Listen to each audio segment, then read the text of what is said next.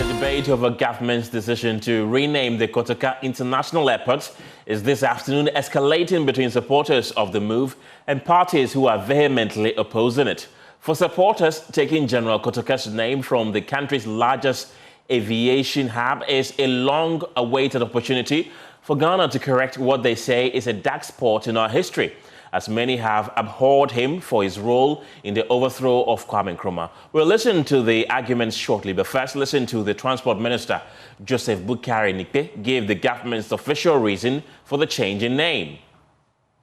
This is one of the issues the Ministry of Transport, and for that matter, government presented to Parliament, our activities for this period of the recall. Parliament will be expected to pass a lot of bills, and as government agenda, we have a lot of bills from the Ministry of Transport, and one of them is the renaming of the Kotoka International Airport to its original name. We will remember that in the period of the Second World War, around 1946, the British Royal Air Force used that place as an Air Force base to carry people to war and other activities. After that period, somewhere in 56, that facility was handed over to the civilian rule. That was the time Sergeant Dr. Kwame Nkrumah was at the helm of affairs. He retooled, he revamped, and redeveloped the Air Force base into a civilian passenger airport. And as at that time, the name was Accra International Airport. And that name is of significance to us. We all here have accepted that Accra is our capital city, marketed, rich culture, and also locational identity that everybody in this world, especially in the West Africa sub-region, knows that where this struggle for independence had a lot to do from Accra. And so renaming the airport to Accra International Airport is of significant importance to the Ghanaian people and, for that matter, the African personality. Now, the situation is such that we are not doing this with any political thinking. We are doing this to come from a very neutral point of view that Accra is our capital city. It is not anybody's name. If we want to name other monuments or any other national facilities to people, this is the time that we are looking at restructuring them. For the fact that we had a name and it was changed to honor somebody in his role in the 1966 coup, we feel that that history is not what the Ghanaian will want to hear. The fact that it had an original name, and that name was when the first president gave that name to the airport, we should do that, and Kwame Nkrumah himself in his grave will remember, even if the spirit is anywhere and it is coming home, it will get to his original Accra International Airport, no any other name. That's the Transport Minister, Joseph Boakai-Nikpe, explaining government's official position on the name change of the Kotoka International Airport.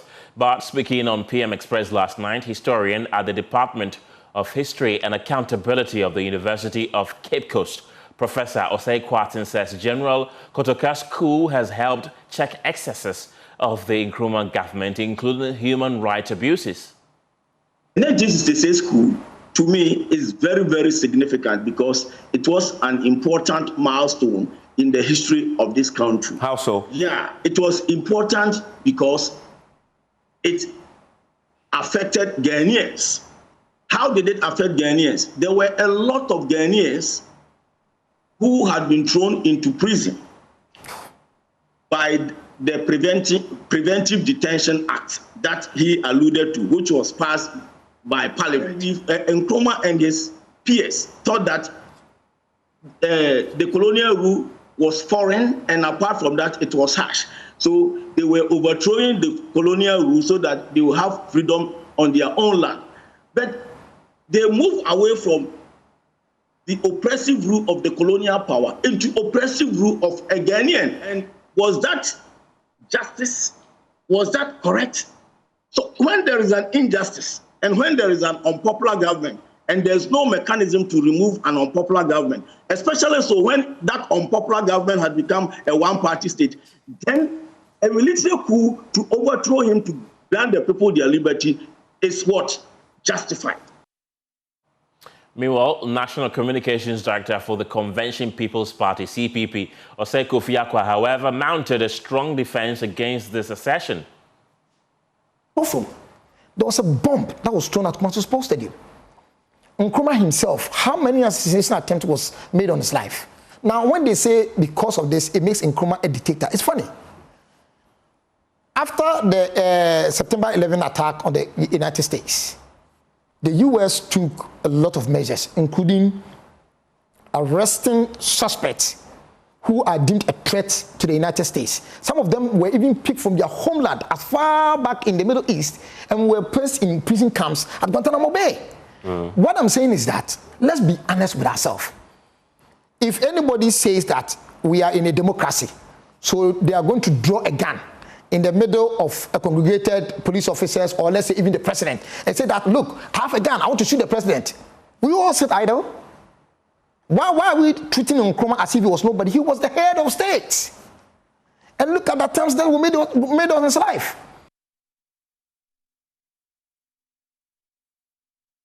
But at the heart of the renaming and rebranding is a potential cost to the country.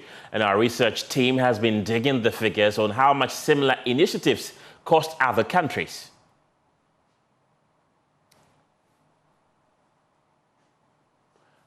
Right, and there you have it. Let's start from the United States. And San Jose International Airport was renamed to Norman Mineta San Jose International Airport. It cost the country $850,000 US in 2001. In the same USA, the Baltimore or Washington International Airport was renamed to Baltimore or Washington International Thurgood Marshall Airport, and it cost the state $4.7 million US in 2005. Let's stay a while in the USA, this time in Las Vegas, and the McCarran International Airport was renamed to Harry Reid International Airport in 2021, costing the country $7 million US.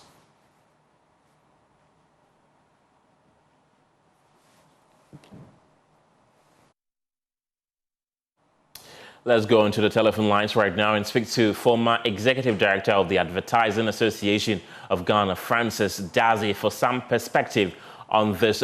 Francis, we've been looking at the cost of the renaming of some international airports, especially in the United States. How much do you think this possible renaming is going to cost the country? Thank you very much, and good afternoon to viewers and listeners. I mean, conservatively, we are looking about compared to other airports that have done some rebranding, we're looking at between $2 to $5 million to be able to effectively do this. But we also have to bear in mind that it might not be a full-scale rebranding, but a name change. And therefore, we can do it in phases and then ensure that at least the cost is manageable. Because the whole quantum of rebranding goes further than just a name change. So we should look at that. And before you do any rebranding, you should have done some level of research processes to ensure that why do we want to rebrand. But here is the case that I think that is a political decision that is being made, and I'm sure a lot of stakeholder engagement have not even been done. And so looking at the issues coming up, that means that whilst Parliament passing the bill is the beginning, but there are other stages that has to go on, and it could take place between 6 to 1 year or even before the whole process is done. You mentioned earlier that it's likely not to be a wholesale rebranding at a go, but if you look at the rebranding, if it's going to take step by step, how long is it going to take? No, I think we should look at about 1 year to be able to, because there are systems and processes, and even because it's an aviation industry, there are other regulatory authorities like the Accra and ITA records, airline systems, ticketing platform, and all that has to be changed. And global maps and charts that are already embedded with KIA, which are to be changed to AIA. So to take some process of time. It will not just be just a walk in the park just immediately. Yeah, that's my thoughts. Don't go yet. Let me bring in aviation expert, Dr. Yakubu Akparibu, and the former executive director of Advertising Association of Ghana, Francis Dazi, who we've been hearing from. Doc, welcome to the program. I want to find out from you, looking at this from the aviation perspective, how long is it going to take if we are to start this rebranding?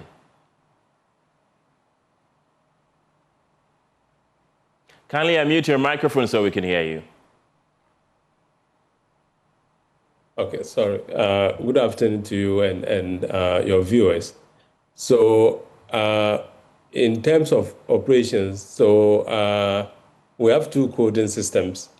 You know, we have the IATA code, which is currently ACC for Accra, and then the ICAO code, which is DGAA. So if the airport is renamed, I don't think these codes will change, especially with the ICAO code.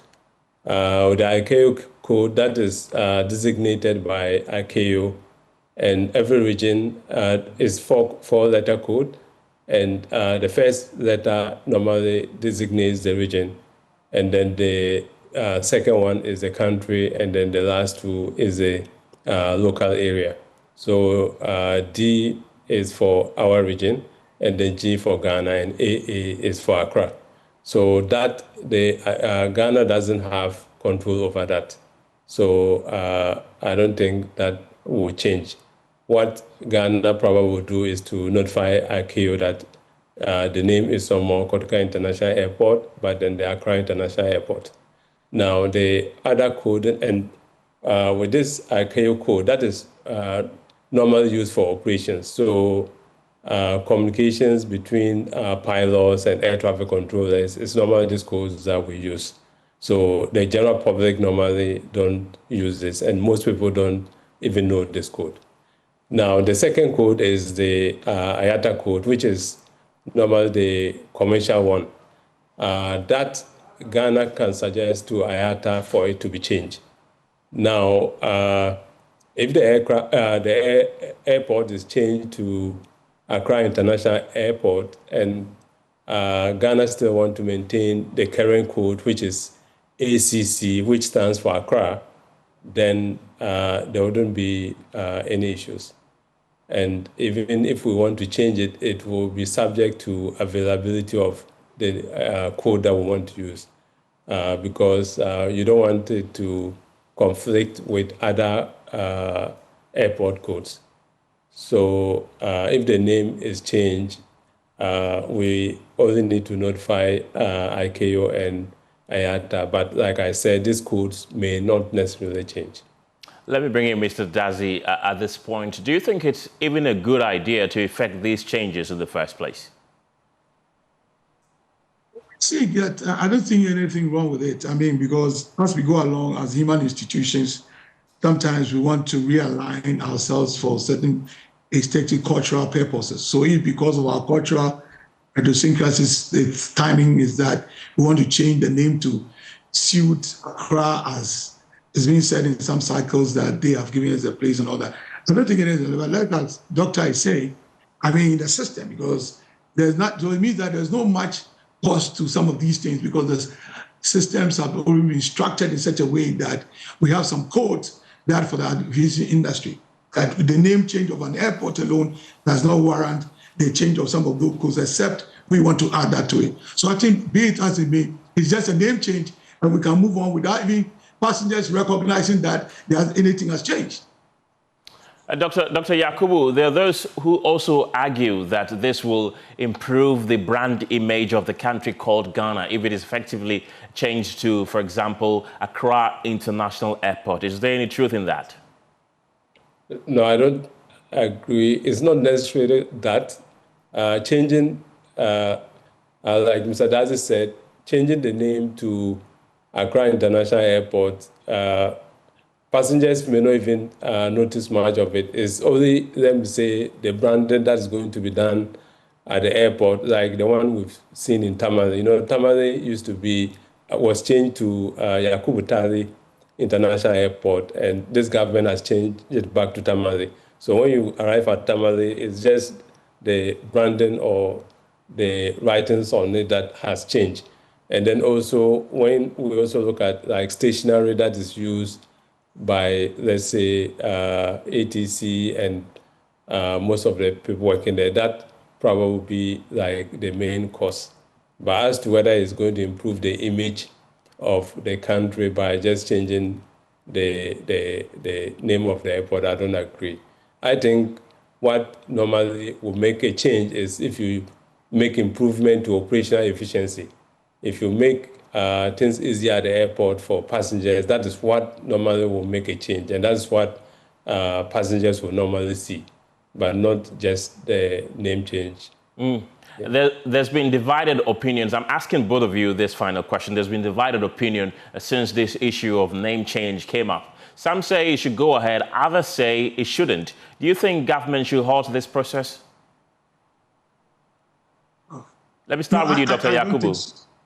Okay, fine. Okay, so from my side, I don't think changing the name really makes any difference. I think people are making arguments that is because Kotoka overthrew Nkrumah and is like a dent on our image and stuff, but I don't think it's really necessary. I think what we need to do is rather concentrate on making the airport a regional hub, like improving operational efficiency rather than wasting time on name changes. Mr. Dazi, same for you? I also think likewise that, like you said, I mean, the domestic airport is now, I mean, it's highly being used. We should rather concentrate on revamping and then making sure that all our airports are functioning. We're supposed to get flights directly to Kumasi and things like that. Those are the things we should be working towards. As for the name change, it's neither here nor there. Because like I said, nobody might even notice it.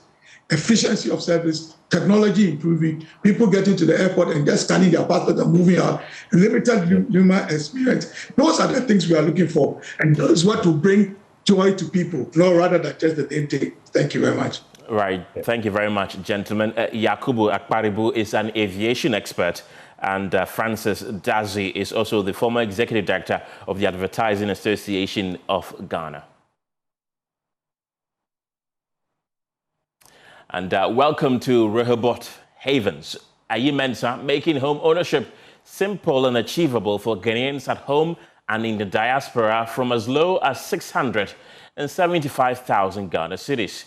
Rehoboth Havens is a secure gated community featuring beautifully landscaped surroundings, a recreational center, and the comfort, safety, and peace of mind every family deserves. You only have to pay 30% to move in and spread the balance over 5 years. We offer 2, 3, and 4 bedroom homes thoughtfully designed for a fully comfort, security, and long-term value, giving you the perfect environment to live, relax, and thrive. Don't wait. Secure your future today. Call or WhatsApp now on 0244 764499 or 055 3751 933 or 020 6823524, or you can visit our website, rehobothsocial.com, and our social media platforms as well. Rehoboth Social Housing. Your housing dreams become reality.